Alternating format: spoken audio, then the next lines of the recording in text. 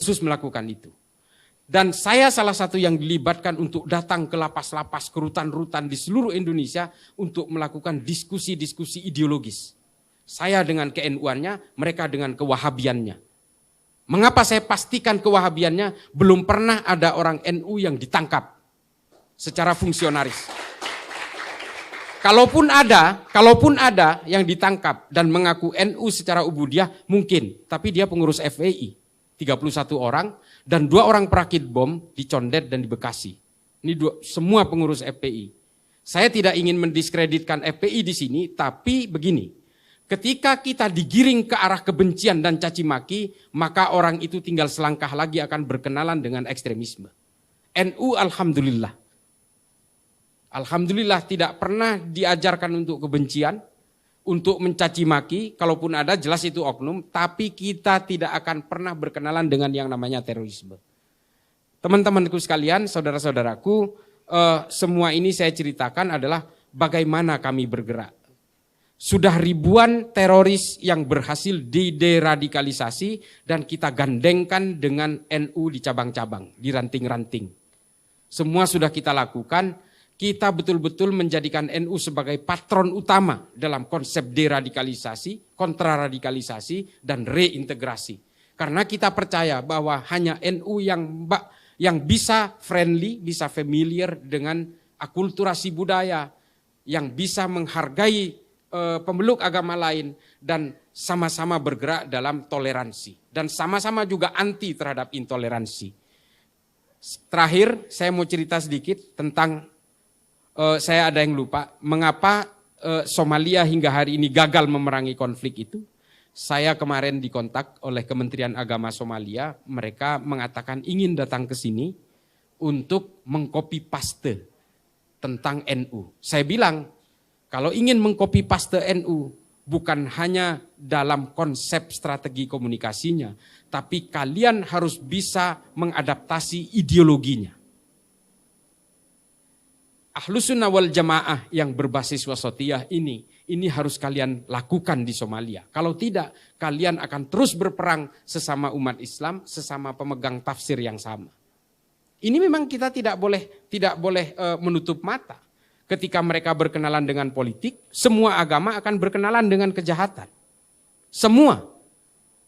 Perang sesama Kristen antara Katolik dan Protestan itu pernah terjadi di Eropa. 35% populasi Eropa menyusut, terbunuh karena perang agama, Bellum Sacrum namanya.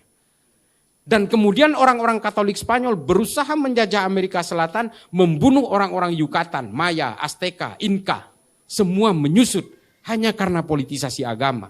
Islam tidak boleh terlalu asik berpolitik, melakukan guliran-guliran ayat untuk mempertegas penguasaan populasi-populasi elektoral. Ini yang harus kita hindari. Kita cukup saja kita memegang teguh konsep wasatiyah dalam bernegara. Kita cukup memegang teguh toleransi dalam beragama. Karena begini bos, kita ini semua kan Islam karena lahir di Indonesia. Kalau sampean ini lahir di Guatemala, Katolik sampean. Kalau saya lahir di Brasil, Katolik saya. Percaya saya. Kita ini kan Islamnya karena warisan. Lalu apakah sebelum lahir kita diberi tawaran oleh Allah? Kamu mau lahir dari orang tua beragama apa? Kamu mau lahir di mana? Enggak ada. Semua ini adalah takdir-takdir kelahiran kita. Lalu dengan takdir kelahiran kita yang dengan kemudian warisan agama yang berbeda-beda ini, apakah Allah akan menjerumuskan kita? Saya ditanya di Poso. Kalau begitu, Cak Islah ini mengatakan semua agama benar. Tidak. Menurut saya agama saya yang paling benar adalah Islam. Tapi menurut orang Kristen jangan salah. Menurut orang Kristen ya agama mereka yang paling benar. Inilah konsep-konsep keyakinan yang dikatakan oleh Habib Ali Al-Jufri. Konsep-konsep dalam berkeyakinan yang dikatakan oleh Syekh Usama Said Al-Azhari. Humanity before religiosity yang dimaksud Habib Ali Al-Jufri itu bahwa bagaimanapun ini adalah konsep kemanusiaan yang kemudian harus kita kuasai sebelum kita menguasai keagamaan. Konsep-konsep kelahiran ini loh. Lalu untuk apa kita yang berbeda kelahiran, berbeda bangsa, yang kemudian dicetak dengan agama masing-masing, lalu kita harus membenci perbedaan itu.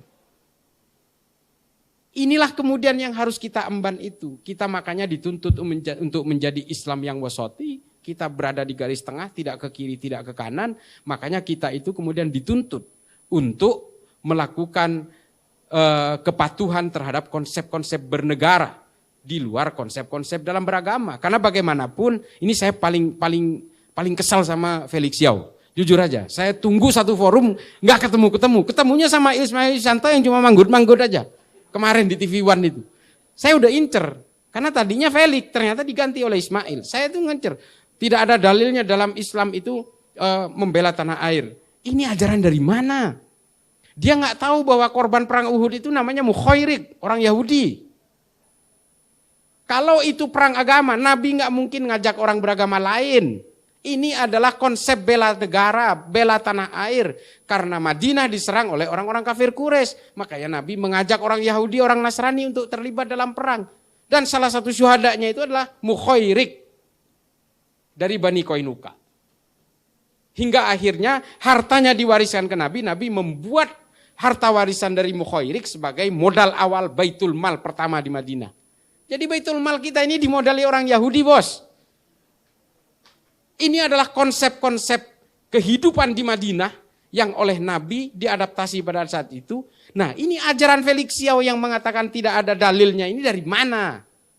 Ini yang pengen saya iniin. Khilafah itu yang disebutkan oleh Hizbut Tahrir yang kantor pusatnya di London, di dekat King College itu, dibiayai oleh orang-orang barat itu supaya kita betul-betul mabuk terhipnotis oleh kepentingan-kepentingan politik.